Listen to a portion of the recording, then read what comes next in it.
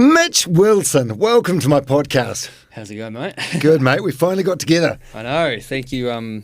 Thanks for replying to the email and allowing me to come on here. Thanks for reaching out. So you're legally blind. You've got 5% vision? Yeah, pretty much. In my right eye, I've got centrally about 5% or maybe slightly less.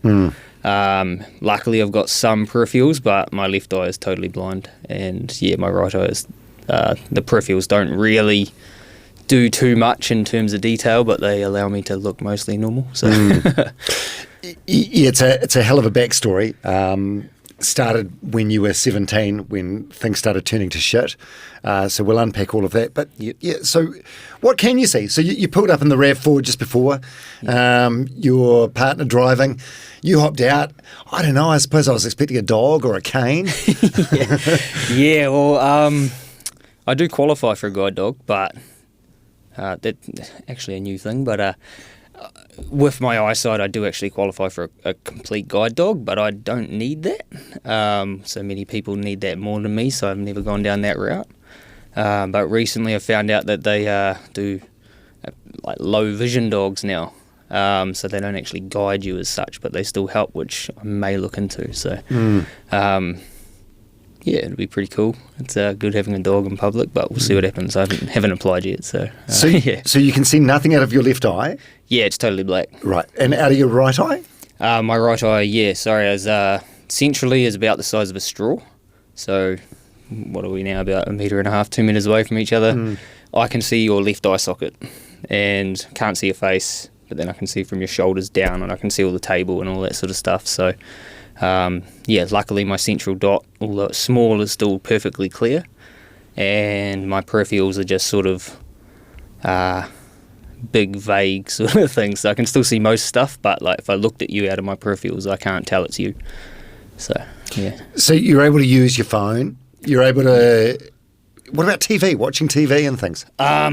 Yeah, I can still use my phone. Can still read. I should probably proofread a bit more, but I tend not to. But watching TV is, not too bad. I just see sort of people's faces. Can just scour around the screen and still make out what's happening most of the time. So, yeah. And is it going to get better or worse? Or no, it just is what it is now. Yeah. So luckily I still have some eyesight left. I wasn't supposed to really, but they didn't know where it was going to stop. So it was kind of a gradual process, which was pretty terrifying. But especially at that age. Yeah, exactly. And it's very long story, but the eyesight was what they said was they sort of just didn't know. So for my time frame is probably off, but for the couple of months that I thought it was deteriorating at the end, it probably stopped where it is a bit sooner than I thought, and I still thought it was getting worse. So I sort of didn't want to go to sleep, couldn't go to bed because I thought I'd wake up and like wouldn't be able to see anything. Every night was walking around the house looking at family photos of myself, all that sort of stuff, going, shit, is this the last time I'm going to see it?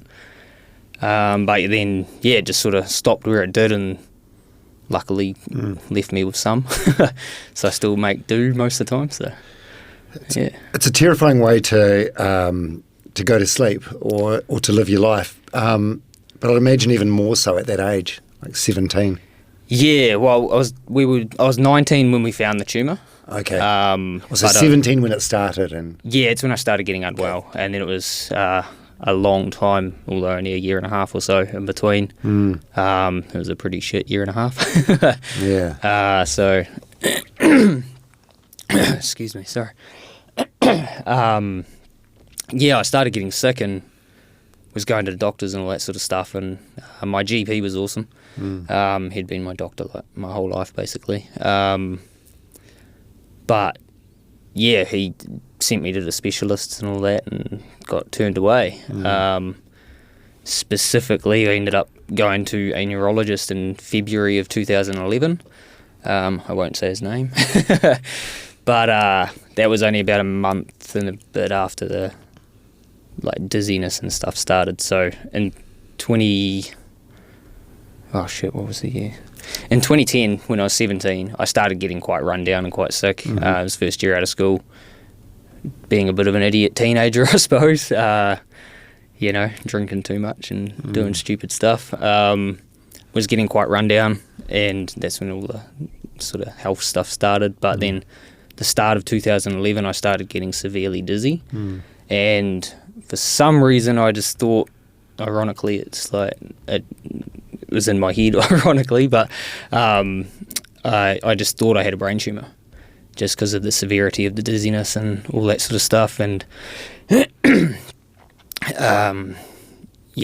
couldn't lie down because it felt like my head just kept going backwards through the pillow. Couldn't look up, couldn't just turn around because I just completely feel like I'm falling over. So my doctor sent me to the private neurologist, which I requested, and the private neurologist completely poo-pooed me, basically, and just said, go away. Said that it was benign paroxysmal positional vertigo, which is, from my understanding, quite uncommon in such a young age. But if you looked at my list of symptoms from a professional standpoint, which I've been told since and all that sort of stuff, with my list of symptoms, the fact that I wasn't given a scan is crazy. So I actually requested a scan as well, and it was a private system, so I said I'm willing to pay, happy to pay. I just want to make sure it's not that.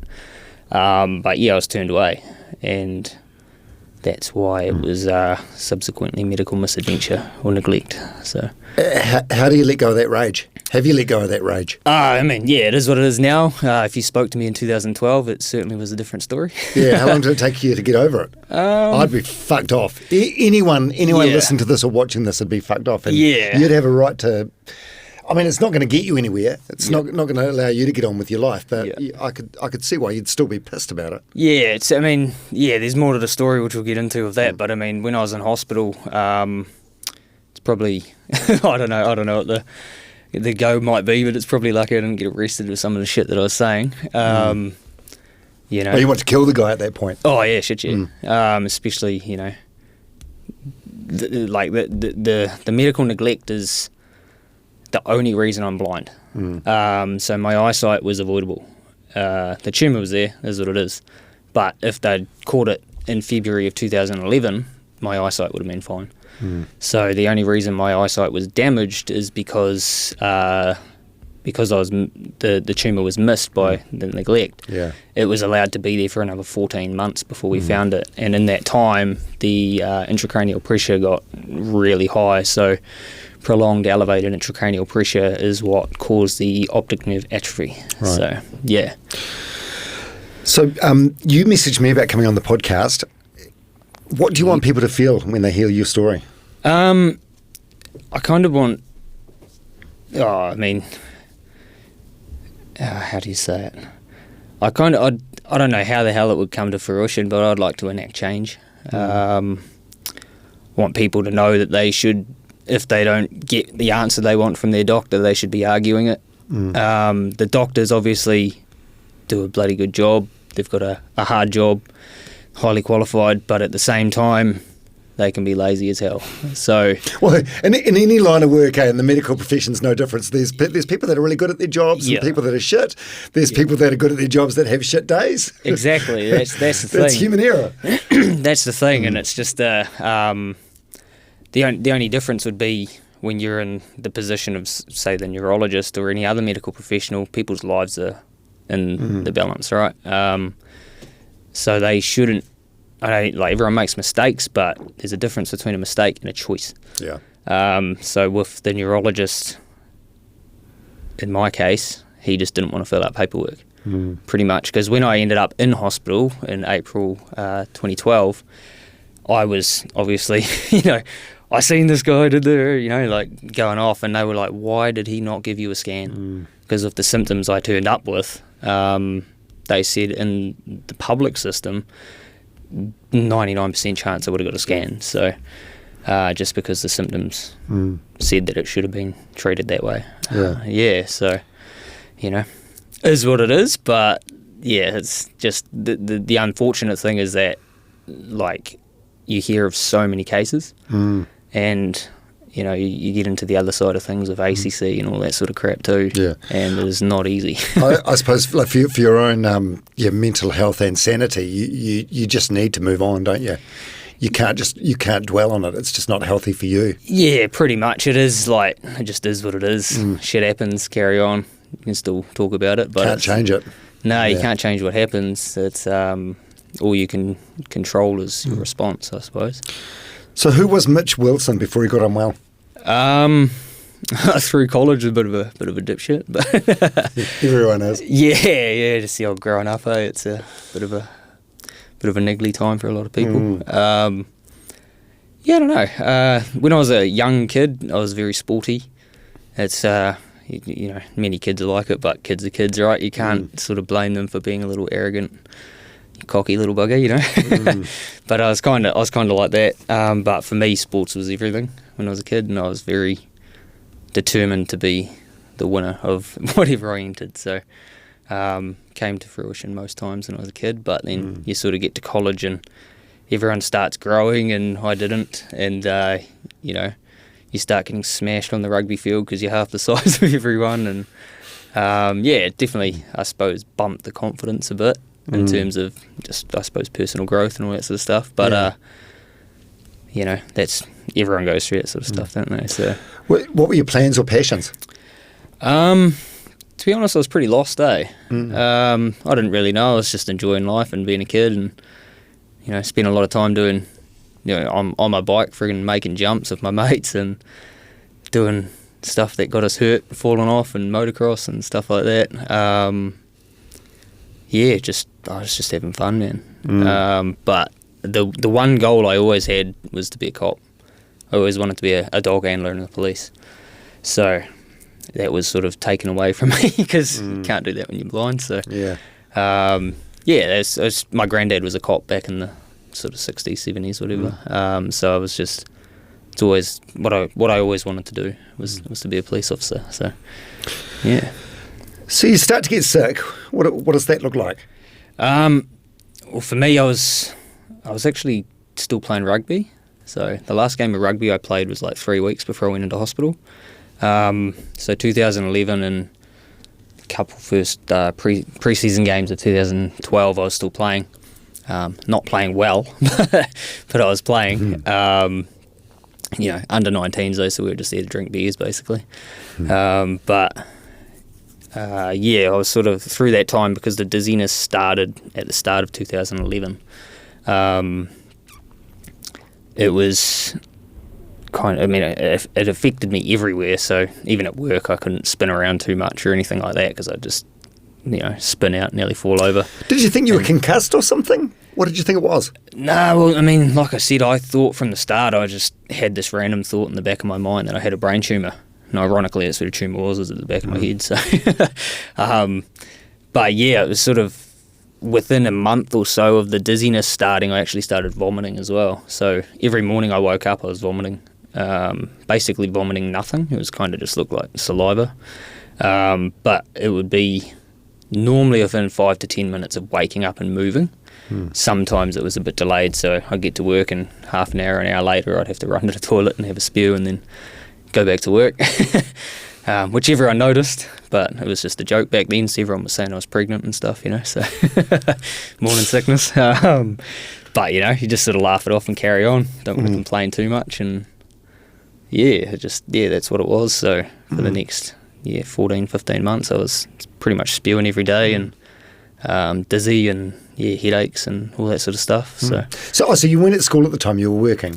Yeah, I was working, yeah. Okay. Were you still living at home or were you flatting? Yeah, no, I was at home. Yeah. So what did your parents say about it? I can't imagine how concerned a mum would be about this. Yeah, she was concerned. There was probably a bit of scepticism as well because, you know, probably thinking I was a drama queen or something like that. But, I mean, she realised the severity of it, I guess. But yeah, she took me to the appointments and stuff like that. So, I mean, she never said, I was like lying or anything like that. So she still supported me trying to chase it up. But were you prone to being like a hypochondriac or something? Or not a hypochondriac, but I guess growing up I was a little bit of a soft cock. So yeah. But you can't argue with that. Like if you've got like severe migraines or you're vomiting every morning, like the body doesn't lie. Yeah, exactly. The dizziness was quite severe. Like you'd see me, I don't know if my eyes rolled back or anything like that, but that's what it felt like. But yeah, the vomiting when that started, it was probably January 2011 that started and just carried on. But you couldn't ignore me, throw it up in the toilet straight away every morning. So just weird to say it, but it just became normal. So I just carried on. So how long are you suffering like this before you seek medical intervention? Like I said, at the end of 2010, I was getting sort of run down and all that sort of stuff, but none of the dizziness or anything had started. The very start of 2011, so January 2011, is when the dizziness and then vomiting started and all that. And in February 2011 is when I seen that neurologist that ignored me. So, it's getting worse, not better, eh? Yeah, it carried on getting worse the whole time. 2011, throughout that whole year, because the neurologist denied me any treatment or scans and stuff, and I was vomiting, my GP's like, oh, well, we'll go to the next port, and I got sent to the gastrologist and got the camera down the throat, and there was obviously nothing there, so the doctor made some bullshit claims on that one, which had been removed from my file as far as I know, but there was nothing in my stomach, so I just carried on and just carried on being a teenager and working and playing rugby and going out with my mates and stuff, and still went to R&V that year. Not the best, but I think most people spew there, eh? So it's I kind of fit it in, I guess. But all of 2011 was like that, and 2012 was like that too. But near the end there, January, February, March 2012. Was when the headaches started getting really bad. I was waking up in the middle of the night and I was in tears. And the only way I could describe it at the time was it feels like I've been hit in the head with an axe. Like I was just splitting, insane pains. So that was coming to the end of that, and it sort of worked out all right. I don't condone this, but at R&V, I actually got an excess breath alcohol fine. I wasn't drink driving or anything. It was in the morning. I drove too early in the morning, although it was still like 11:30 or something like that. And because I was under 20, it was zero tolerance. So I only blew a really low number, but it put me over on demerits. And it's probably the world looking out for you in a funny way. Because I went over my demerits, I had to hand my licence in, but I was driving tractors at this time, or just starting to drive tractors. And we were going to go and work in Cairns, or just above Cairns, and do the sugarcane harvest. That was in June or something. We were going to go over there in 2012, but to do that I needed to hand my licence in, so I did the 3 months. And after I handed it in March is when my eyesight started playing up. So that was sort of the last sign that something was, it was getting worse. So it's very lucky that I handed my licence in and stopped driving when I did, because I didn't notice my eyesight was sort of diminishing at that time. How so? Well, it's sort of, what it started as in my left eye was just a little black dot, and I went to the doctors for that, and they were really good, my GP, and called the ophthalmology place at Waikato Hospital straight away when I was actually in the room with them, and explained it, and the ophthalmology place said that it sounded like a floater, which is a very common thing, and basically just monitor it, and if it gets any bigger, come in or whatever. So it got a little bit bigger. So it was weird, because my left eye started as a pin dot, and the pin dot was getting bigger. My right eye, which just felt funny, was like my central vision closing in over a very sort of slow period of time, I suppose. But yeah, it was at that time that I handed my licence in. So when all that was starting to happen, I wasn't driving, so that's the safe part, right? Because it would have been terrible if I crashed and hurt someone else or hurt myself or anything like that. 100%. So, are you panicked at this point? So you're waking up in the night with these excruciating headaches that feel like you've been hit by an axe. Yeah. Your vision's not right. Experts have told you there's nothing badly wrong with you, which must provide you with some sort of comfort or reassurance. Yeah. But your health is just deteriorating, and you're a young man. Are you freaking the fuck out? Yeah, pretty much. I sort of, it was getting to a bad point, but it was sort of, because of that neurologist at the start, there was still that sort of, I suppose, false hope. Yeah, comfort. That I was wrong about the brain tumour, but then all this other shit started happening. So, with it getting worse and worse, I was just, I didn't know, because he had said, nah, it's not a tumour. That kind of left my mind, so I didn't keep pressing the tumour thing, which I probably should have, but I mean, arguably you should have scanned me at the start and this would have been sweet, but it was just, I don't know, I was just dealing with what was in front of me at the time, really, and just trying to get through it. And so,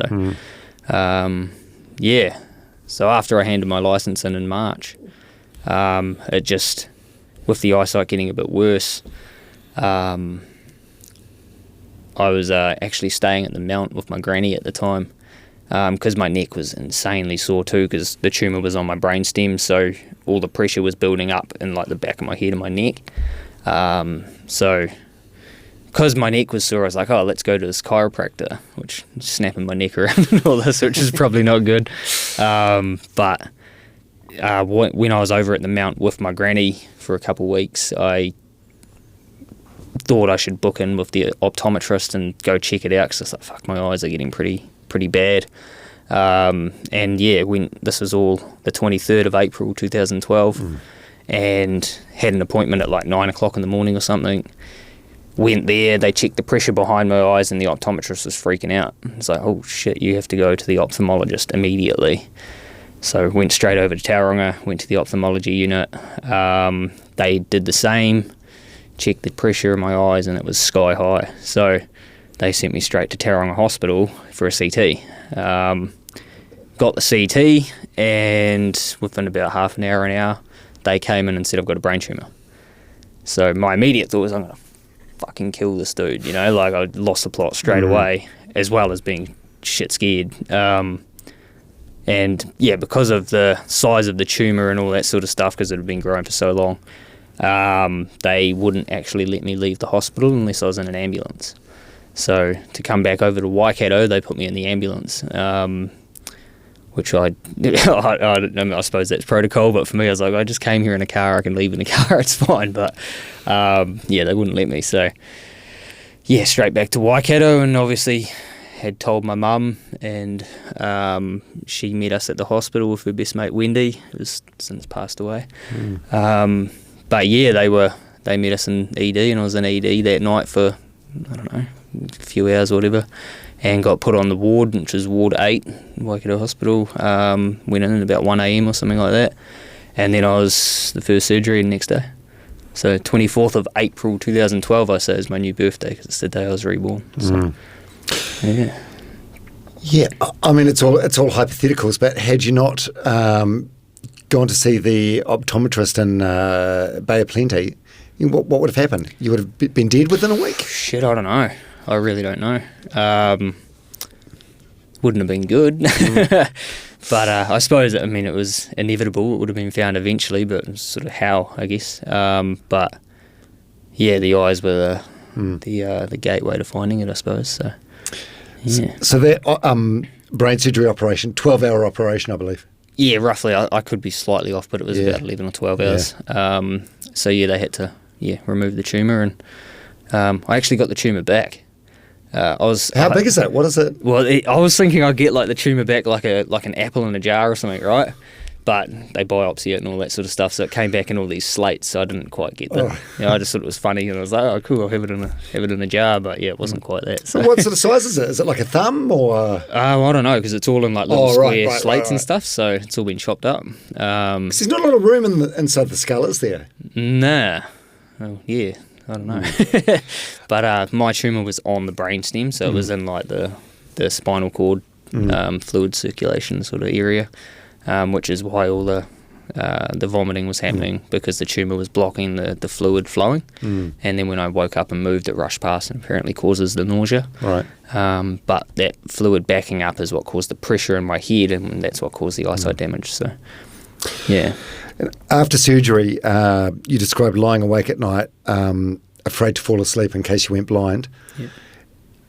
What does it do to a person living with that kind of fear? Ruins you, for sure. I don't know. I suppose the best thing you learn in that situation is, although you're not comfortable, you still just sort of learn to, I mean, what are you going to do? You can't change it. So you can complain all you want and it makes you feel better, but it doesn't make the situation any better. So it's sort of... Getting too hung up on the past, it's just going to make you depressed, isn't it? Yeah, pretty much. And it's sort of like, I mean, people get cancer every day, don't they? Cancer's just a part of life, really, and it's shit, but people get it. For me, to be honest, at the time, I didn't even care about that. I was just worried about the eyesight. So, because it was a sort of gradual thing over the next month or two, yeah, they were still focusing on it, and I was just like, I just want my eyesight back. That's all that I was worried about.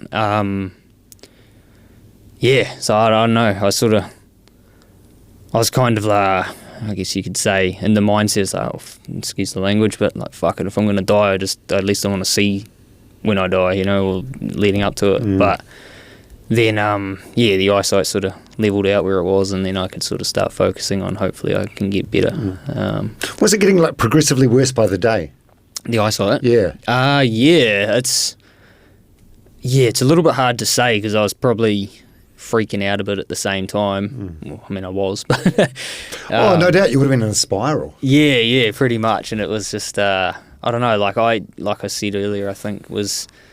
where the eyesight stopped, I thought it was still getting worse. So I was like probably over-analysing it, like looking at things going, I could see more last time, or, you know, stuff like that. But it's kind of all a bit of a blur. So, I don't know. It just sort of was what it was, and I just had to endure it and hopefully still get left with some. And luckily I did, because I'd be absolutely screwed without what I've got. But, yeah. How long were you in hospital for? The first time was just over 3 weeks, which was a bit of a stuff up. Right. It should have only been a week, but there was a few things that didn't get done properly. So first, to preempt this, the nurses do an awesome job. They're bloody awesome. But sometimes things get missed, and for me, like, I didn't know what was supposed to happen. It was my first time in there for something like that, and like, I had all these stitches down the back of my head, and one of the stitch holes, like around the incision, got infected. So we didn't find that until the end of the first week when I was supposed to go home. But because of that, I ended up staying another week, because the risk of systemic infection or whatever. So, you know, I was on pretty heavy antibiotics and all that, trying to stop that, because being in the spinal column as well, it's not exactly the best place to get the infection. But luckily it didn't go systemic or anything like that. And then I don't want to say too much detail here, but because of being and having the surgery I had, you get given like steroids and stuff to help you heal, and then you're also on morphine and all that, which sort of clogs you up, but the steroids increase your appetite. So like, I ended up pretty much literally getting told I was full of shit. So just severe constipation. Yeah. I've had that before. It's the worst stomach pain imaginable. Fucking terrible, man. It's so bad. The worst. Yeah, because like with the steroids, I was eating so much. So yeah, there was that was the third week in hospital, was trying to fix that. So it was terrible, but they wouldn't let me go home until it was fixed. So that was the first time, and then I ended up, I think there's maybe a month or 6 weeks between that and then starting radiation. So I had 6 weeks of IMRT radiotherapy, which was 5 days a week. What was that for? Just to move any little bits and pieces left behind from the tumour? How to treat it, basically. Okay. So the tumour was actually on my brainstem, so they couldn't remove 100% of it because the brainstem bleeds and pretty screwed. So luckily my surgeon was amazing. So the tumour was actually cancerous. So it was a stage 2 ependymoma. So that's what the radiation was for. Luckily, I didn't have to have chemo because that tumour or that type of cancer apparently doesn't respond to chemo, so it was only radiation that I could have. So that sort of radiation sort of treats the big area. So from the top of my ears down, I lost all my hair. So I sort of just had a sick fade, eh? But that didn't work though. So it started growing back at the end of 2012, which they noted, obviously with the checkups every month or 3 months or whatever it was at that stage. So it was in December, sort of just before Christmas, they seen that it was growing back and said you have to have another surgery, sort of go through the whole process again. The only difference this time is that my mum and stepdad were actually getting married on the 5th of January in 2013. So I couldn't have surgery before that. I was like, I'll have to do it after that. So had the second surgery on, I don't know, it was the start of January sometime, I think, maybe the 11th or something. That was slightly shorter, that surgery. I think it was only 7 or 8 hours. And they actually managed to get some of it off the brainstem. So that instead of just being like a solid, I don't know, centimetre, 2 centimetres, whatever it was, I don't know. There was a break in the middle, so there was, they got some of it off. But because I'd had the IMRT radiation, I couldn't have that again. So they ended up sending me down to Dunedin because it was I think it's probably standard now, but at the time it was kind of a new radiation called stereotactic radiation. And they flew me down there on the Wednesday. Got treated on the Thursday, had to go in on Thursday morning. They screwed a big halo thing into my head, which there's some photos on my athlete page if you've seen them. And then had to sit around all day, which I don't remember much of because they drugged me up with heaps of stuff. And apparently I was sitting in the cancer ward down there yelling at my dog that wasn't even there, and tripping out and all that sort of stuff, and I don't remember it, but Mum certainly does. Then they treated me that afternoon and night, and went back in on the Friday, and they sort of discharged it or whatever, and then went back to TA and caught up with the boys and went to the pub. So probably not the best, but that ended up working, so that's why the tumour stopped growing, which is great. So How does your mum reflect on this whole experience? It's a long time, a couple of years. Have you talked about this with her and the toll it's taken on her? Sort of not, I don't know. She was bloody good at the time, and her boss was also amazing. She's been with the same person at work. She just works for one guy, so it's just them two. She's been with him my whole life, so he's kind of like family in a way. Yeah, pretty much, and he's an awesome boss for her. And, he just let her take whatever time off she needed, didn't dock her pay or anything like that, and just let her do whatever she needed to do. So that first type of radiation I had, she was going to work in the morning, coming back down to Otrahonga, taking me back over to Hamilton, and then back down to Otrahonga afterwards, every day for 6 weeks. I don't know, she just did what mothers do, I suppose. Yeah, because there's a lot to unpack there for her. Maybe there's elements of guilt because she didn't think you were that sick in the beginning. Then there's just the stress and the anguish of seeing your son go through something like this, and feeling of helplessness that there's nothing you can do. I think that the feeling of helplessness would have been the most prevalent. If someone else was going through what you've been through, maybe they're at the beginning of the journey now, what would you tell them? it's a bit of a hard one because it's all the cliche stuff, but like being on the other side of it, you sort of, it might just be me, I might just be a bit of a dick sometimes, but when people go, oh, it's going to be all right and it's going to be fine, it's like, well, when you're sitting in that situation, you're like, you don't fucking know that. Stop saying that, you know. So, yeah, I don't know. It's just keep going. Pretty much. It's just, you know, it might get better. Hopefully, it gets better, but you just got to be strong. Just keep being a stubborn bugger and carry on. You know. So, it's it's a bit. Basically, it's a little bit hard to be optimistic. It's more of a realistic situation because you don't want to get your hopes up and then get let down as well, you know. So you just got to take it every day and as it comes and just keep chugging on forward, you know. Well, it's another boring old cliche, but I suppose it's like just, you know, keep moving forward, eh? Put one foot in front of the other. Yeah. Was there a specific moment when you realised, fuck, you know, my old life is gone, and how do you emotionally process that? I suppose for me it sounds a bit silly, but just before I actually ended up in hospital, I got a new motorbike. I got a motocross bike, sorry, and never actually got to take it on the track.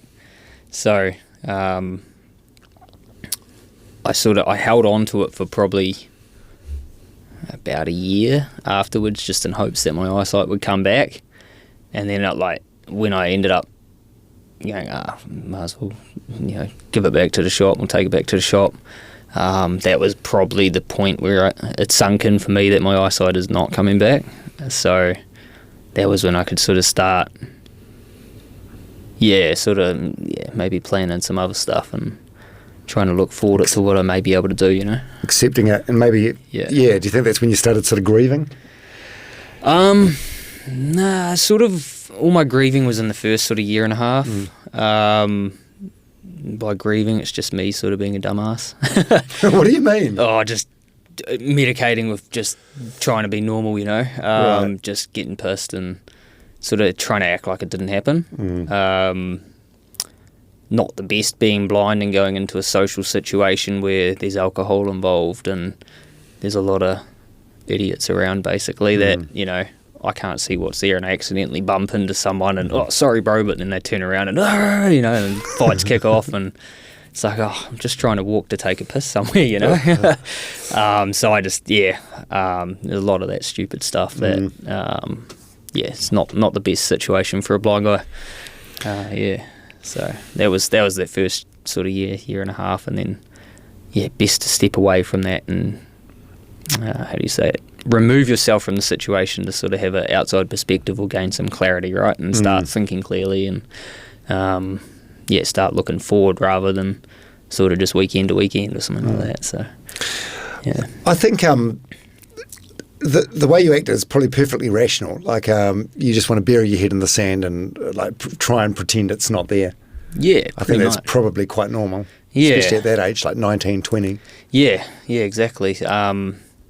The sort of the other hard thing was that like at that age, right, everyone's sort of growing up and starting their career or going off and doing stuff and, you know, travelling, whatever it may be.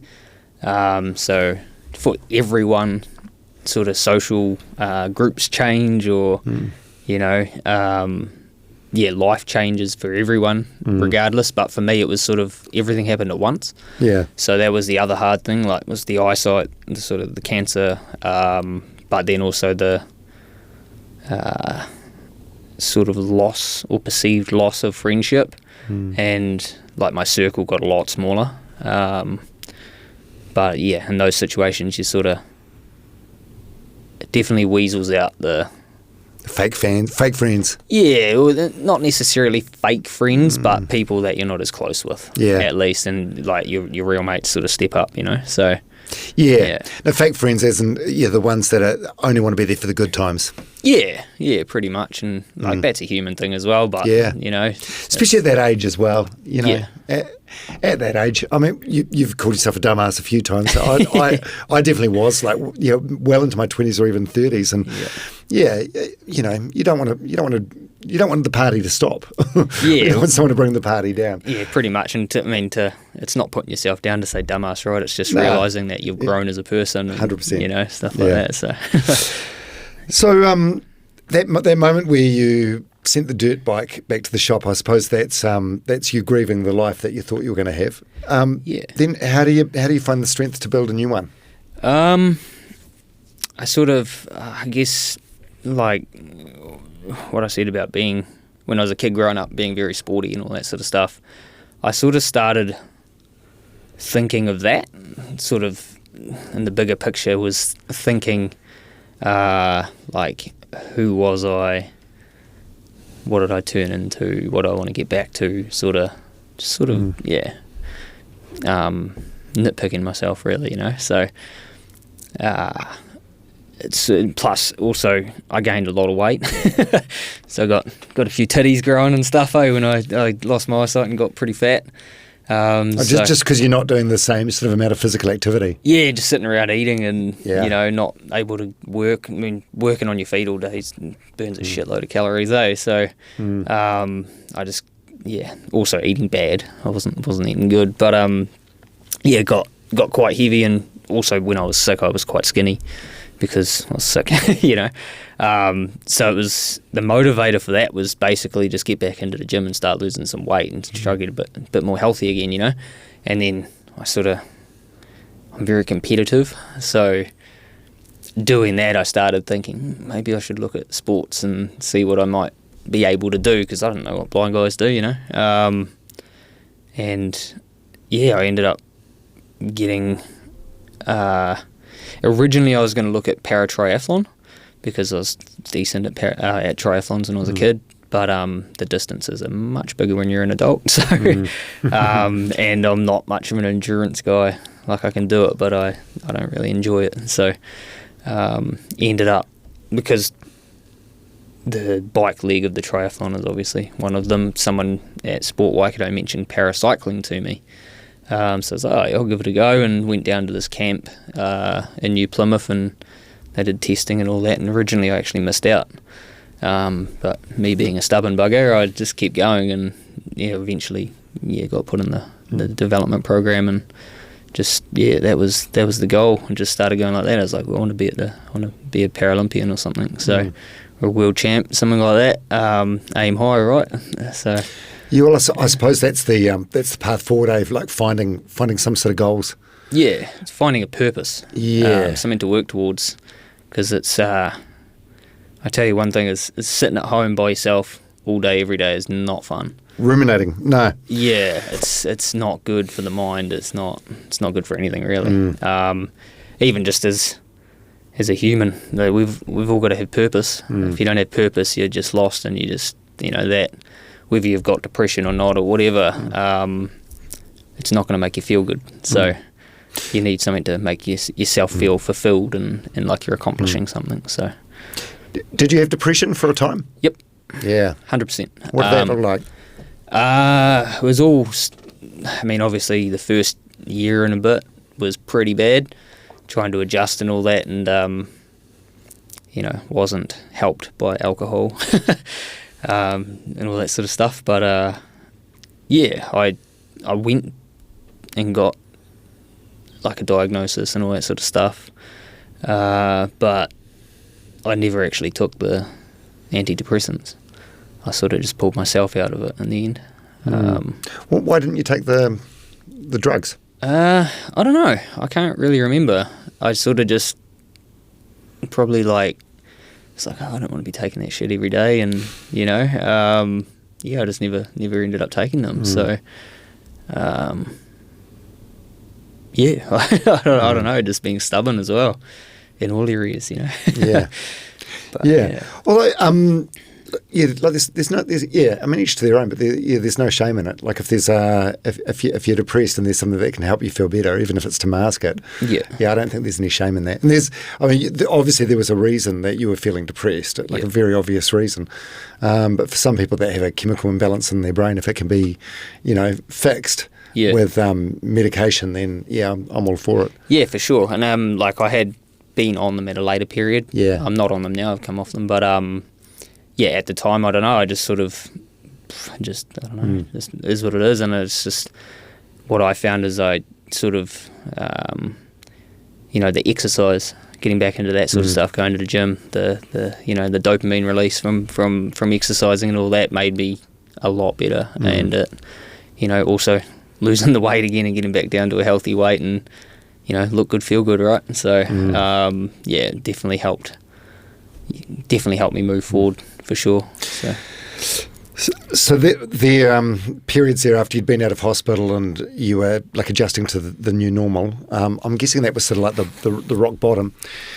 Were you putting on a brave face for your family and like were you crying yourself to sleep at night when you're on your own? No, I think the most prominent way I would have expressed myself is just being angry. Never did anything bad, but it's just frustrated. Yeah, just pissed off, man. I get it. Just was what it was. But just very short fuse. All that, like, don't piss me off because I'm gonna bite your head off. So I certainly, that adds into that social situation I was mentioning as well, and you can see that I was not easy to be around. I can certainly see that. But just sort of, what else are you going to do, right? There's no written guide on how to deal with stuff and get through the bullshit life throws you. So you just got to find your way, I guess, and sometimes it takes time. So I had another guy on the podcast called Lee Warren. When he was 16, he had a scooter accident and ended up paralysed. Oh shit! And from 16 to 21, he was fucking angry. Yeah, like just angry. Like he reflects now, and he was horrible to be around. Like pushed everyone away. Yeah. And then his rock bottom came. Like I think it was at the age of 21. He tried to take his own life and failed. And from there, that was a turning point. And since then, he's had a remarkable life. Like he does even though he's unable to walk, he does the Sky Tower Challenge every year, just using his arms and his upper body to push himself up. He's some big guns, eh? Yeah, he's done all the world's major marathons, but yeah. Was there an actual rock bottom moment for you? I suppose it was like I ended up. I don't even know what time or what time frame it was. What year? It must have been 2013. Maybe 2014. I ended up being too much for my family, and I went and lived with one of my best mates' family for a while. Just because you're too angry? No, I was kind of told to bugger off. Yeah. But it was my fault. So. Why? What'd you do?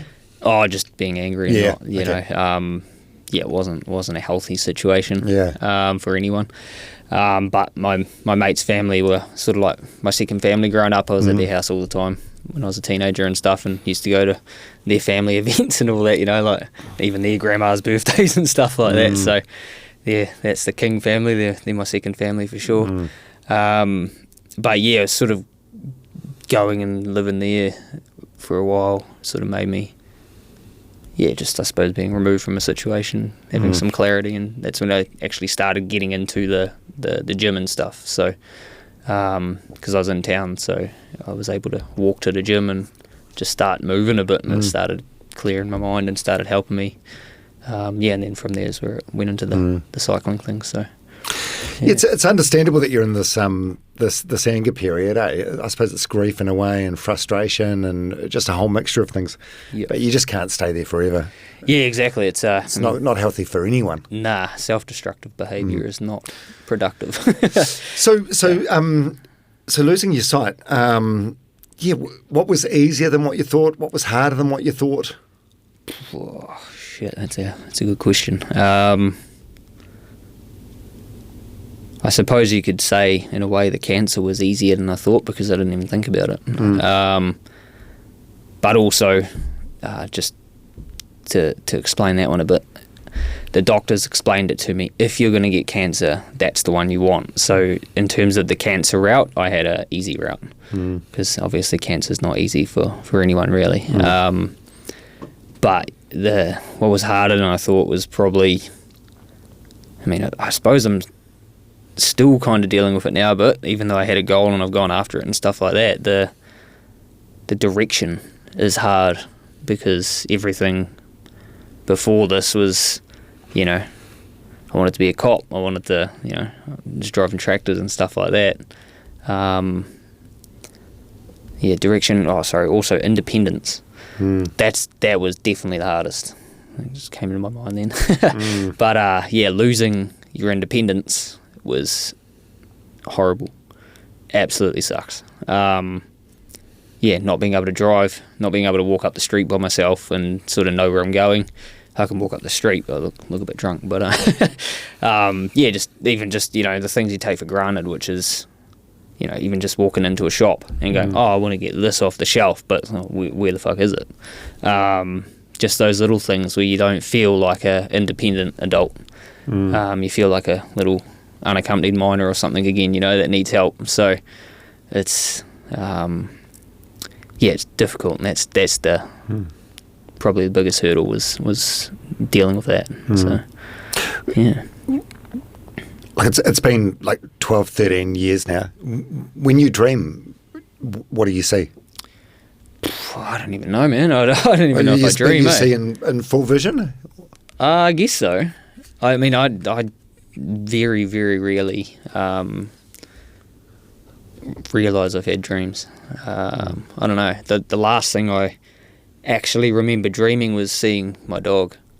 So it's like he was coming to see me. Oh, your dog has passed away? Yeah. Oh, shit. Bloody Blaze. So did you have Blaze before the brain tumour? No. So I got him at the end of 2012. December 2012 I got Blaze. Oh, so right when you're in the thick of it. Yeah, he's gonna make me cry, but he gets me every time. That's all right. Little bastard. Mate, this little people won't be able to see this on camera or if they're listening to this, but my little 11-year-old Sydney Silky Kanye, he's on the floor here every day. Honestly, without fail, every day I think about how fucking sad it's going to be when he dies. Yeah, it's terrible, man. It's terrible. As soon as I got him, I didn't even fucking want him. It was a birthday present for my ex-wife. Yeah. And within a week of having him, I started Googling like lifespan for Sydney Silkies because I knew it was going to be, just an absolute gut punch when he dies. Yeah. That's the thing, and it is. It's going to be terrible. It's going to leave a massive hole in my life. But like every morning when he's lying in bed with me and I've got a hand on him, I just think, fuck, I've got to appreciate this because this isn't going to be part of my life forever. Yeah, that's the thing, man. Those are man's best friend, right? That's they're pretty special. So. Yeah. So Blaze. Blaze was. So you got him when you're in the thick of it, when you're really in the trenches. Yeah, well, like originally I was like, I was thinking at the very start, it's like, shit, do I get a guide dog or whatever? But then I was like, even at that time, I still realised I was like, I don't need a guide dog because there's people that are totally blind that really need them. I can make do, but I was like, I need a buddy, and I just jumped on Trade Me and was looking for breeders and stuff like that were advertising. But I sort of grew up with German Shepherds, sort of as my mum's good mate. Carl and Kay, they had German Shepherds, so I was always around German Shepherds when I was younger. So I just started searching and didn't even know there was white Shepherds. But came across him and I was like, I don't know, it looks different. He looks cool, so they look cool because decided to go get a white Shepherd and turned up there and he's the one that ran to me, so I thought that was quite cool, so I was like, he's mine, and the rest was history, I suppose. So he was on his box. His box at home, he's got just a little note that we put on there with my saviour and guardian. So there's my boy. It's good to cry about it. I think it shows how much you care. Yeah, I wish I could control it a bit better, but he's like a tap. Oh no! When did he pass? 15th of March 2023. Yeah, so it's been a couple of years. Fuck, that's a big impact, eh? Yeah, man. It's I was lucky I had Lucy. By that time, if I lost him when I didn't have Lucy, I think I would have been pretty fucked. So that's is what it is. But we had to have him put down. So. Oh no. Yeah, he got a big tumour in his stomach, right? Which to what they described as it was like in the wall of his stomach, so it was inoperable. He was 10.5 as well, so pretty good life for his breed. So were you there with him holding a paw or something? Yeah. Lucy's dad's actually a vet. He's retired now, but he was a vet, so he actually came over and did it at home. Oh, that's nice. Yeah, it was cool that we could do it at home. And then we took him to the crematorium, and I thought I could carry him by myself, but I sort of didn't think of the dead body, you know, and I went to pick him up. I was like, oh shit, no, we need 2 people, because it felt like he was going to freaking... He was a bit too bendy, you know. Yeah. But yeah, so he was... It was pretty hard. It's pretty hard, so... Yeah.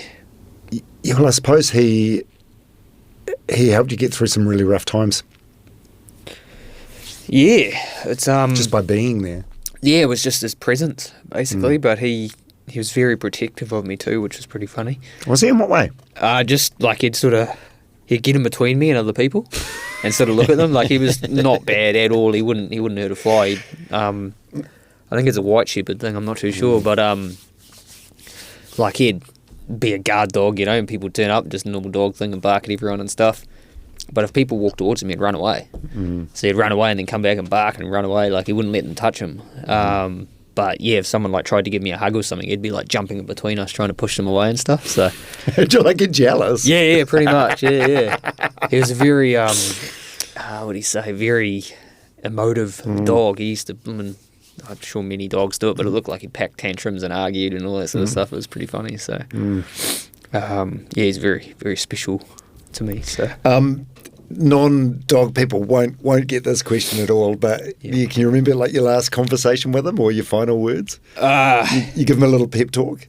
Yeah, like I was doing it for like the last 2 weeks, pretty much. It was just because we were like hoping that it was going to be okay, but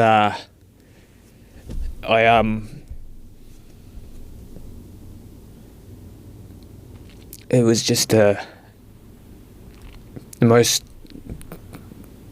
thing I said to him most was just, you will always be my best buddy. So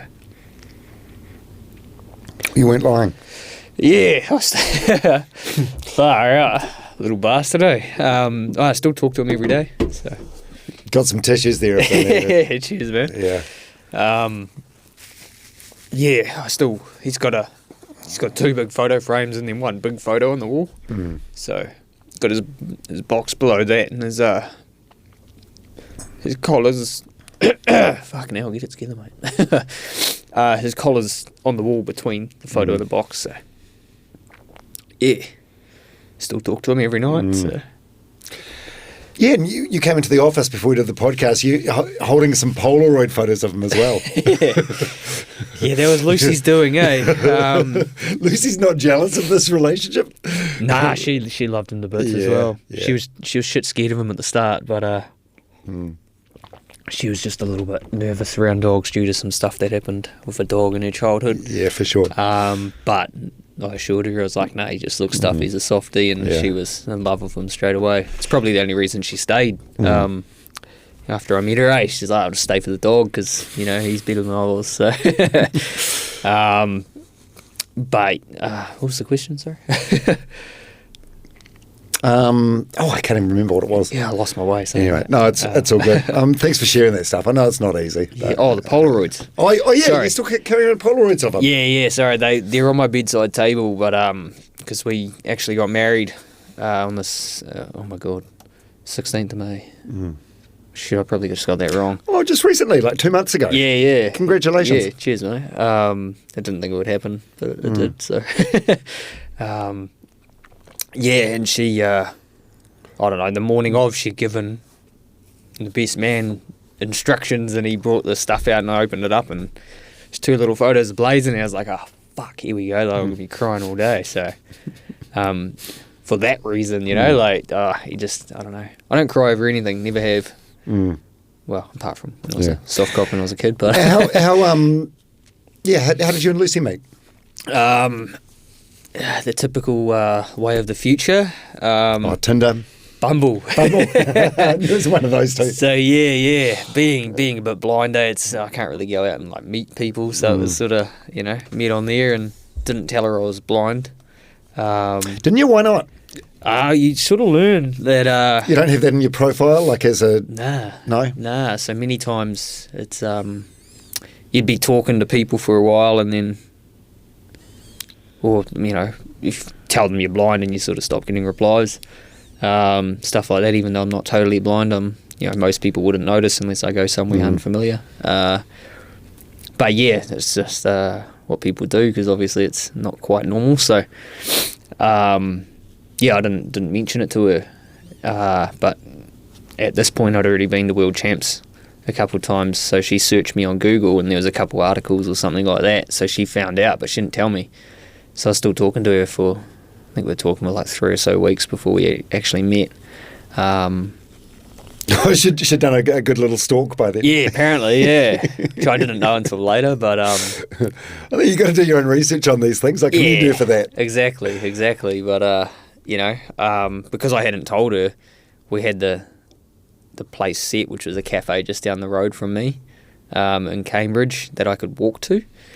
And just my luck, the day that we were going to meet, it was pissing down. So I was like, oh, shit, I can't walk there because I'll get absolutely soaked. So my pilot from the tandem, I was calling him. I was like, man, can you come save me? I haven't told this chick I'm blind. So can you come drop me off? And he's like, oh, yeah.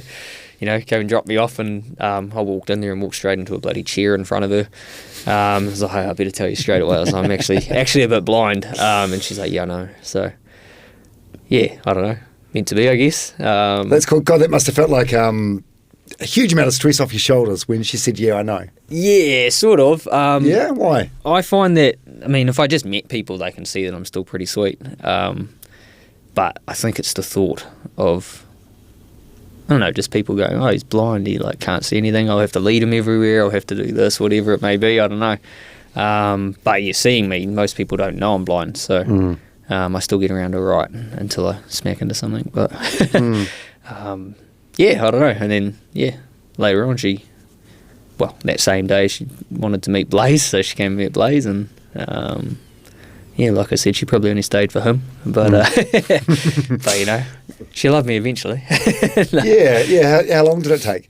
For what exactly? Well, to fall in love before you realised it was something serious. Oh, I don't know, man. Obviously, when you met in the cafe, you met for the first time, and you said I'm blind, and she's like, yeah, I know. Obviously, you realise at that point that was not a barrier. Yeah. Oh, yeah, pretty much. Which is much. Cool. Yeah, I was a bit worried about a stalker though, but she, I don't know, it just sort of just grew, and it was actually within a couple of weeks of that as well. We had a very close family friend, the one that had the German Shepherds when I was growing up. He actually ended up passing away, and my family had gone, or my mum and stepdad had gone to hospital to be with him because it was quite rushed, and I was in Cambridge, so I was like, shit, I need to get to hospital, because he was sort of like my dad when I was younger. He was, well, at least the male role model for me. Spent a lot of time with me when I was a little fella, and I had to get there, but I couldn't, so I had to call her, and I was like, shit, I don't want to ask, I don't want to be a pain, but do you reckon you could come and get me and take me to the hospital so I can go see him? And she did that, and so it was sort of that kind of set her aside even more for me. Because it was like, oh, sweet, Yeah, and she's, so you live in Cambridge. Yep. Yes, yeah. I can turn the aircon on if you want. Nah, it's all good, mate. Just take the jersey off. Yeah. So you live in Cambridge. The PodLab studio is in Auckland. She drove you up today. She's sitting out in the office watching us now. Yep. She's probably thinking, what the fuck? You cry about the dog, but not me. Oh, she knows that, man. But what, your blindness, how does it impact her? She drove you up here today. Yeah. So there's obviously things like that where she's required to help, or yeah, mostly. You're feeling independent though, eh? Pretty much, like I am now. Only since sort of 2019, when I finally got onto ACC and started getting a driver. So I get driving Miss Daisy around Cambridge and stuff like that, which is all good for me because it, gives me some independence again. And I've seen those cars. What is it? What's driving Miss Daisy? it's just a driving service. Right, so it's like Uber for Uber for people with like disabilities? Just anyone really, but it's like they've got ACC contracts, so they take people to whatever really, because I'm permanent. They're on for me to drive me around because the only thing I can't really do is drive. So in terms of independence and stuff, so that's the biggest barrier to me doing anything is being able to get there. So but ACC pay for that, which is good, but it was definitely a shit fight getting onto it. So. Yeah, I've heard you better with So do you work now? No.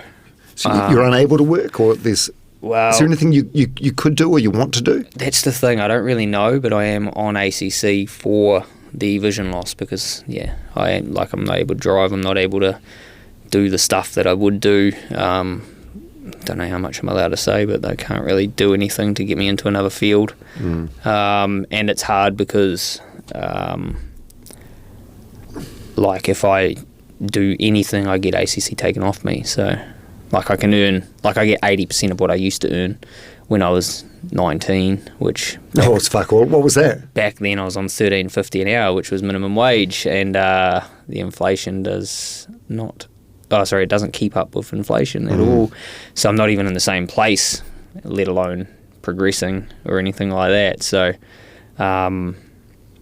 that's another story in itself. But it's a hard one because, given my situation, the my potential for earning was actually taken away from me. Didn't get the career progression or anything like that because it was out of my hands really. So. That's where ACC are quite difficult. So,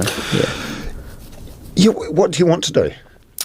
I don't really know in terms of a full-on career. I thought of going into psychology for a bit, so I did a bit of study and didn't end up finishing it. Studying is pretty bloody hard when you're blind. So, but I also studied political science for a while. I have quite an interest in politics.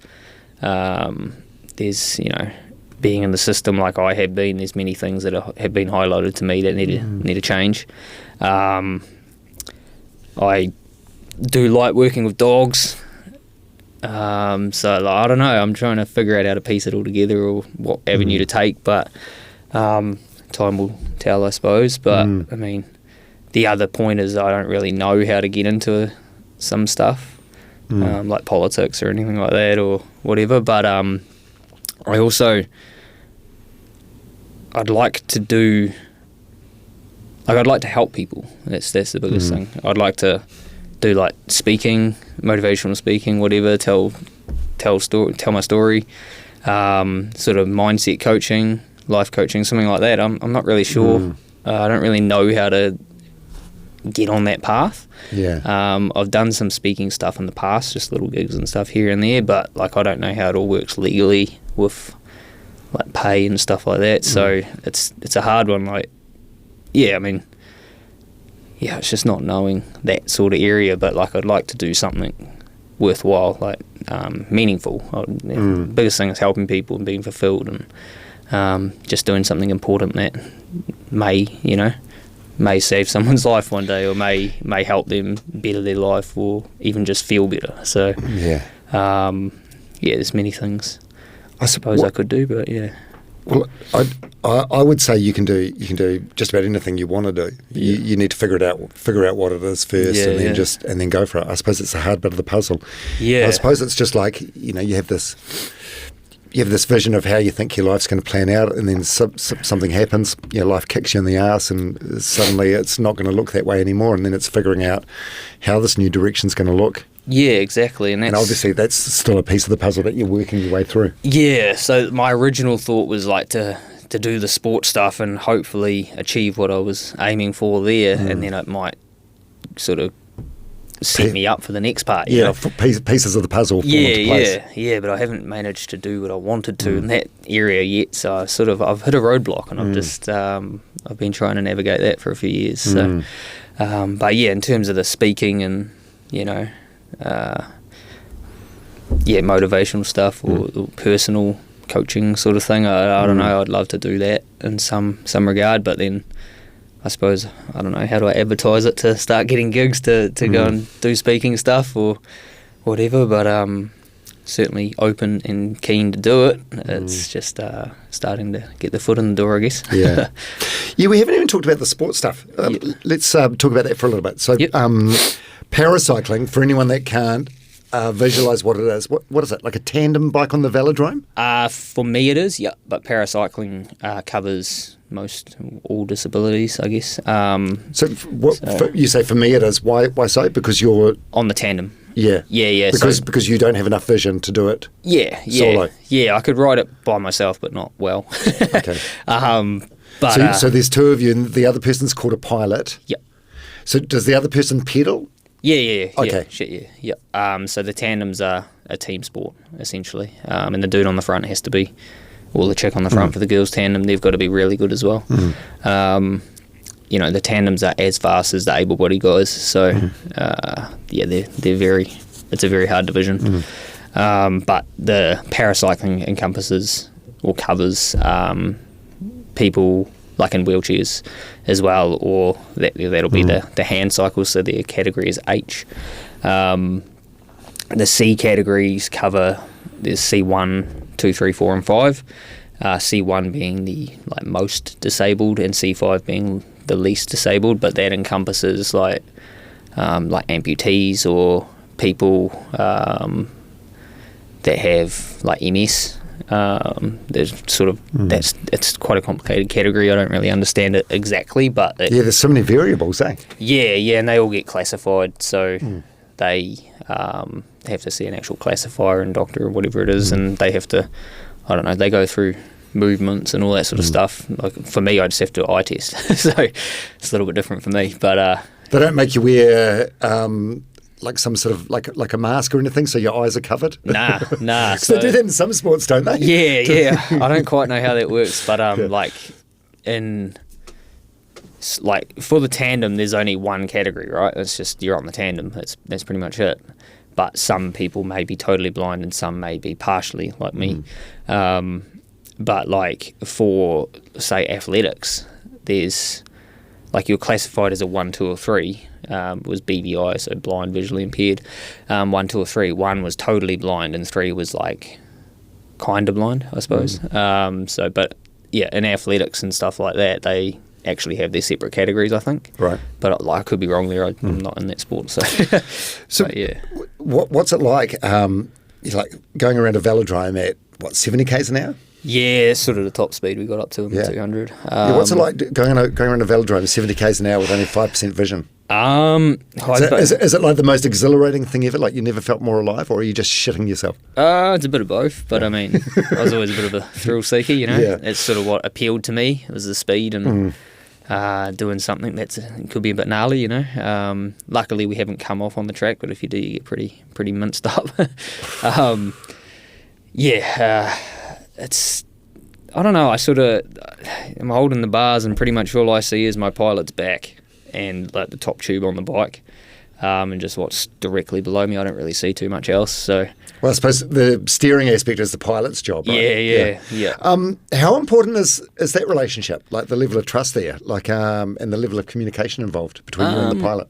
It's pretty important. Like you got to, I mean, for the team aspect of things, like if you get to the level that we did, you've got to travel with them and room with them and all that sort of stuff. So you've got to get on pretty well. And lucky for me with Jackson, who was my pilot.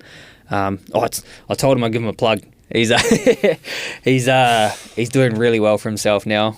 Jackson Ogle, he's got a company called CL Fence Painting, and he's really into his business stuff and doing really well with that. So if anyone needs fences painted, man, go to CL Fence Painting on Instagram.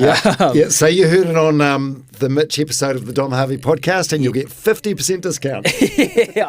I can't commit to that, but he does a good job, and he's really into it, eh? So he's done bloody good. But we get on pretty good, and he's still came to my wedding and stuff like that, and he's been trying to help me a bit too because he's quite business orientated, and he's a really ambitious person. So, like, when I first met him, he was only like 18, 19, and he like straight away he was just like, you could tell like business mindset, and he just straight away had this figure in his head of what he wanted to earn each year to be like successful as such. Like that was his goal, and I think he's smashing that. So awesome. But yeah, for a 19-year-old to say that, I was like, shit, man, like there's a big difference between him and me when I was 19. There's different levels to the game, eh? Like people working at different speeds. Yeah. So you must have been quite good at the cycling, eh? So 2 years after starting, that's when you compete at a national level. Like you just ride nationals. I guess you just apply and you get in. It was definitely a process. Yeah, I don't know. It's hard because on the tandem you got to be, like a team, I guess, So, but like the opportunity to train and stuff like that is always a bit harder. For me now, I'm actually set up a lot better than I was when we made it to World Champs in 2019. But yeah, for a few years there, it was pretty slow going, I suppose. Plus, I had some more health things going on myself, just because I wasn't handling the training to start with, because my history and stuff like that, and I was getting sick all the time, and ended up getting my tonsils out because they were sort of dead from radiation. Because it was that exact same area. But yeah, it was a bit of a rocky road, and then mid 2018 I got back into it because I'd had a bit of time off to get all my tonsils out and all that sort of stuff. Then I shacked up with Jackson, and things moved pretty quick from there because we gelled, and he was an absolute beast himself. So we cracked it pretty fast, and got to go to World Champs in 2019 and 2020, and got top 8. Only 8th place, we didn't get any higher than that, but still top 8, So, but for being 8th in the world, it was pretty cool. So, You used the word purpose before. Is that what para-cycling gave to you? A bit of purpose, a bit of meaning, a reason to get out of bed? Yeah, for sure. It was like a target to work towards, so you sort of know where you're going.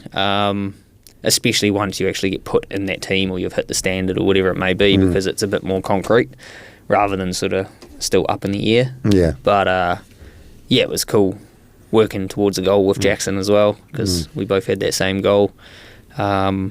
We did pretty awesome. Pretty happy with what we did. Like the competitive side of me was like, it's not high enough. I want to get better. But like I want the medals. That was my original goal. But I mean, I can still say I've been top 8 in the world at World Champs, So still a pretty cool achievement. What's that moment like when you're representing your country for the first time? For me, I suppose like when we were on the bike warming up, sort of the day of the race, or it was the day before. The first time I put the actual New Zealand skin suit on, I was sort of sitting there, and it's, I know I said earlier I didn't cry, but I actually had a tear in my eye this day. But I was looking up. I was looking up because I was speaking to my granddad and my dad. My dad's passed away as well. Kind of just saying I fucking made it. I'm doing it, So there was a bit of a surreal moment. But then you switch back in pretty quick, going, "Oh fuck, I'm going to die in a second," because those kilos hurt, man. They kill you, eh? So that was a little somber moment of looking up. And do you think it was even more special because of the journey and the adversity you've overcome? Yeah, pretty much. It was sort of, how do you say it? It was surreal, but it was sort of like the most sort of relaxing feeling of like I knew I'd do it. I said I'd get here, and it's sort of just like I was going to do it. So it wasn't like a surprise as such, but it was still surreal, if that makes sense. So, yeah. Mitch from 15 years ago, 2010 Mitch, before getting sick, what would he make of the guy sitting in front of me now? He'd think he was a different person, I suppose. I don't know. Yeah, he'd be quite surprised, that's for sure. Would he be proud of you? Yeah, for sure. yeah, definitely praise it. Come a long way, that's for sure. Yeah. And if you could go back now and have 5 minutes with that 16, 17-year-old version of yourself, the one that's waking up dizzy, vomiting, scared, but sort of being dismissed by people, what would you say to him? Get a second opinion?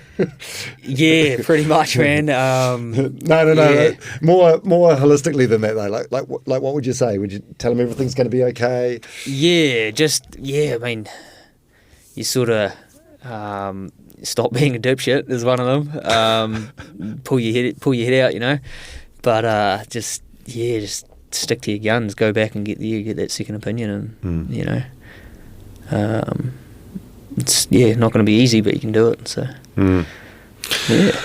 I think that's probably a good takeaway for anyone listening to this. Like, you know, be your own doctor, do your own research, do your own study. If you feel like something's not right, and you've been told everything is all right, keep trying, keep pushing. Yeah, I mean, the other side of that too is like, there's too many Google doctors these days you hear about, right? Like, you've got to do 100%. Yeah, you've got to do ChatGPT doctors. Oh, exactly. Yeah, do proper research. But if you've got a hint of a feeling of something, don't just take someone else's word for it. Do your own research. There's plenty of information available these days. So, definitely, check your sources, but. There's definitely enough out there to do some proper research, and you know, don't just take the doctor's word for it, man. You don't want to be unnecessarily rude or anything like that. But if you feel like you're being dismissed, argue. You have to be your own best advocate. That's the only way to say it. At the end of the day, it's your life, so you know, don't neglect it as such. Just fight for yourself, because you're the only one who can do it. So yeah, I love that. Yeah. I had Honey Hidemi Smiler on the podcast. She's like a rugby league commentator now, like one of the goats of New Zealand sport. She lost her mum to cancer. Her wife is living with stage 4 cancer, and Honey's just become like a cancer expert. Like, she reads what she can, she studies what she can. Like, she understands that the oncologist, are they the cancer people? Yeah. She understands that for the oncologist, like, her wife is only one of however many patients. So she's got to be the biggest advocate she can be.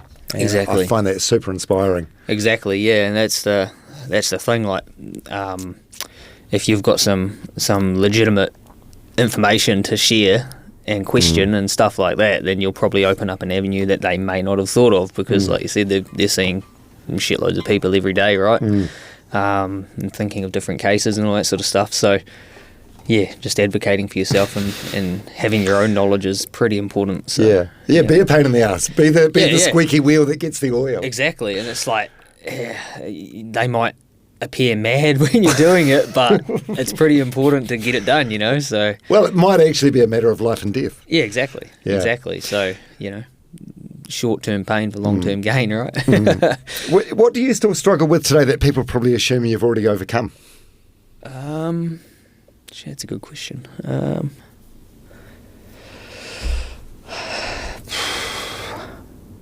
really don't know, to be honest. Probably one relevant one is like being in crowded situations. Not too bad, but like, I don't like it. Even just walking up the street, to be honest, it's pretty frustrating. In what way? Just people. Like, I know I don't look blind and all that, but just like the general manners of people in public. Like, barely any people move for people, you know. My reference to this is I got to go to Japan in 2017 for cycling, and man, their society is insane. They're insanely cool. They're so respectful, and you know, walking up the street, everyone, I don't know how they do it, but they've got their head down or whatever, and they're just all zigzagging for everyone, and you know, you say hi to some people there, and they're so friendly. But just you know, walking anywhere here, you're trying to move, and you know, I can still see a bit, so I'm still looking out and trying to move out of the way, but people just walk straight at you, and that is frustrating. I can't get past that. That annoys me, you know. Just a bit of what do you call it? I can't think of the word, but just being, moving out of people's way and just giving people a smile and a wave or whatever, and just be friendly. Yeah. There's no need trying to put your shoulders back and act staunch or something, so, yeah. What do you like with vulnerability? You've got Lucy. Can you talk to her about like what you're feeling? Like if you're having a shit day, like do you sort of keep it to yourself, or are you good at like chatting to her about it, or you got some good friends that you can talk to about how you're really feeling? Yeah, I definitely do. Me personally, I talk about it a little bit, but I'm kind of old school as well. I do keep stuff to myself, but like I know it's good to talk and all that sort of stuff. But I'm going to get given shit, hey? Inside joke, saying all that sort of stuff. Lucy will get it. I don't know. Don't want to get in trouble, but Trouble with who? No. I'll reference it to clarify. But at our wedding, Bruce, who Lucy's dad, made a speech, and we were counting how many times he said all that sort of stuff. Oh yeah, and all that kind of stuff, and it was heaps. So I've been saying it a bit too much. I'm not even realising. So it's a good joke. I forgot the question. Sorry. What was the question? Like just are you good at the vulnerability piece? Oh yeah, like talking about like when you're struggling and when you're having a shit day. Yeah, I mean I do sometimes. Other times I just like to keep to myself, and I sort of pull myself out of it and just do a ride on the bike or whatever it is. I don't know. I'll talk about it if I need to, but like I don't need to talk about everything. But it's definitely important if you're at that point where you need to talk, go and bloody talk. But yeah, I can be vulnerable, but I prefer not to be. But it's needs based, So. I get it. Just when things get really, really bad. Yeah, pretty much. Being proactive on it is good too. If you're in that case, like I mean, I openly at the moment I'm seeing a psychologist as well. Get a few. How long has that been going on? I don't know, maybe 6 months. Right. So did you have any therapy like at the time? Nah. No. Interesting. Nah. So were you offered one? Yep. Yeah, I was just like, nah. I just sort of classic, eh? Yeah, just old school, eh? Just like, nah, excuse the language, fuck that. Like, so why did you start seeing one now? 6 months ago.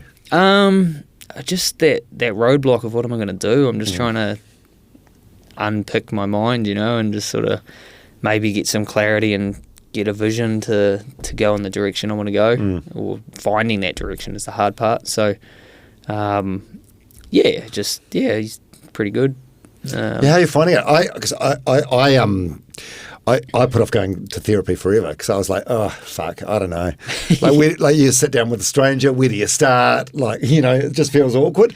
Yep. And then you sit down and you realise they're the professional and they'll just lead the conversation, and it's bloody great. Yeah, it's like a personal trainer for your head. Yeah, pretty much. They ask one question and you start spilling everything. So, but I mean, you got to have a little bit of you got to click with them too, right? Like, luckily for me, the first one I went to, I clicked with. So, he's pretty good, and that's good to just have a chat, and, see what he offers and unpicks and stuff like that. So it's definitely a positive.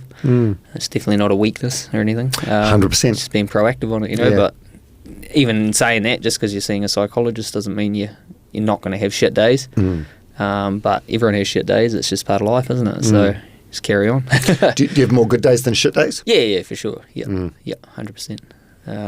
But just being realistic, right? Nothing's perfect all the time. So you just got to take it as it comes, and know that you'll get through it, because you do. Yeah, and you got to have the bad days to appreciate the good ones. Yeah, exactly. Yeah. Do you have any regrets?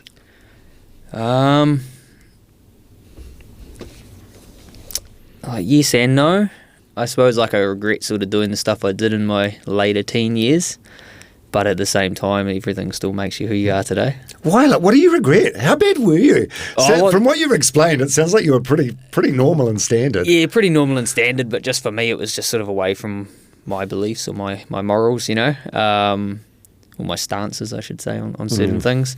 I had fun doing it. Don't get me wrong. If any of the boys listen to this, they'll have a laugh at that. But, I don't know. I just it took me down the wrong path, basically. So, but like I said, everything adds into who you are today, right? So it's kind of a positive and a negative. But, Yeah, in terms of regrets, not really, but some things are just better for you than others, I suppose. But yeah. What do you think your best and worst habits are? Lucy would definitely say my worst habit is procrastinating. But my best habit is I'm stubborn and consistent. Even if I hate it, I'll keep doing it, which is like the love-hate with training or whatever. I still stick to it because I have to, for my own sanity. If I don't do it, I'm actually a lot worse off, even if I hated doing it to start with. But yeah, my worst habit is probably my procrastinating. Sometimes I'll sit there and I sort of stir in my head rather than being concise and direct. I'm like, fuck, I don't know, and I sort of, I'm a bit lack that decisiveness sometimes. So yeah, it seems like the impression I've got today is there's still some shit to figure out. Yeah, exactly. But I think that's the same for most of us, to be fair. Yeah, exactly. It's sort of, life's complicated for everyone, isn't it? But for me, I suppose I just find if I could still see, it would be a lot easier because I'd, of course, just be able to just do it,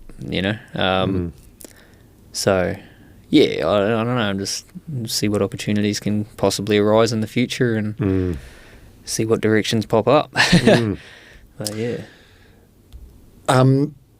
If you had to find something good that's come from all of this, what would it be? It's taken away your eyesight, but has it given anything good? Something good is that it's definitely shown me that I am very resilient, and although it might suck for a while, you just the storm always clears, right? I can get through anything. I know I can. Things will challenge you. It might come across cocky, but it's not going to stop me. It's not going to beat me. I will win, pretty much. And that's sort of my tattoo on my arm I got because of all my stuff. So it's kind of tells the story with the storm clouds clearing and the sunshine coming through. Blazers on the back of there as well, if you can see that. Oh, I can. Yeah, I got him on there because it was like he's part of it, And what's the text? God always has something for you.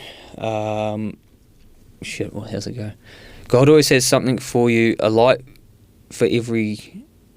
key for every problem, a light for every shadow, a relief for every sorrow, and a plan for every tomorrow. Except one funny thing is the tattoo is actually written place instead of plan. So it says place for every tomorrow, but it's like, fucking hell, man. It was written out clearly and they got the word wrong, so it still fits, but I know it's different, Did you get a discount? Nah. What the fuck? One job. I know, it was terrible. I drew it all up myself and stuff, and I had shit eyesight, but it definitely said plan. And it took a while to do, and I got the words done first, and I was at my mate's brother's birthday thing later that night, and this was in 2014, and everyone was reading it, and someone read out place for every tomorrow. I was like, no, it says plan. And they're like, nah, bro, it says place. I'm like, oh, fuck. So you got done dirty by the doctor.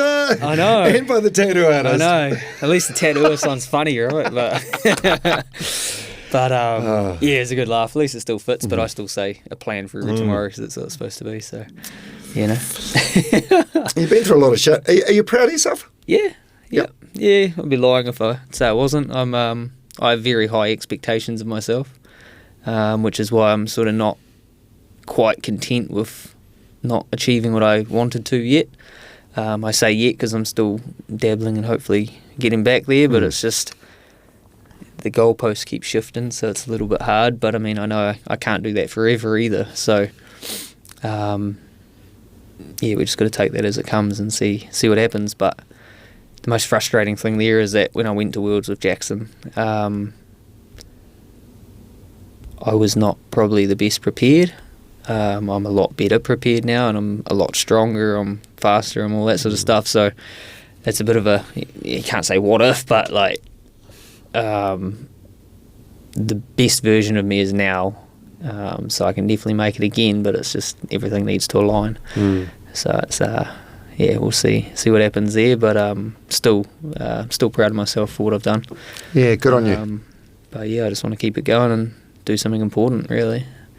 So yeah, Well, it's figuring out what that is. Yeah, exactly. What's going to bring you that joy. Exactly. And yeah, I mean, like, that would definitely be around helping people in some aspect. But yeah, the speaking and all that. Hopefully, I could, I can talk a bit of shit sometimes. So hopefully, I can spin a good presentation and help people in that way, or talk about adversities and maybe ways I got through things.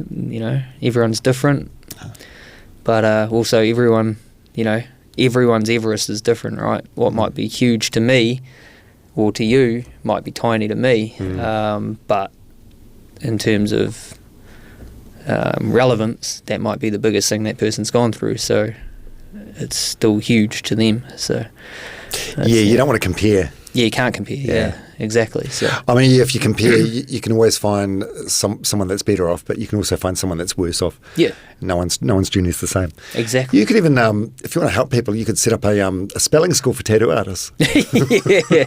Yeah, exactly. Taking the advice from a blind guy. Yeah. Well, Mitch Wilson, it's been really nice connecting today. Thanks for coming on the podcast. Have you enjoyed yourself? Yeah, man. I'm just very appreciative of getting the opportunity, and you've been willing to hear my story, and you give me a platform, and it's really awesome. So thank you very much. I appreciate you reaching out. It's been good to connect today. Yeah, mate. Thank you very much for that. Eh? Cheers, mate, and good luck for whatever the future may bring. Yeah, you too. And from back in the edge, I just hope those nude run days are over, right? Mate, they are long gone. 52 now. Nobody. Yeah. Nobody even deserves to see that. Yeah, none of that streaking stuff, mate. It's a good laugh, though, eh? Look after yourself. Sweet as. Thank you very much, Dom.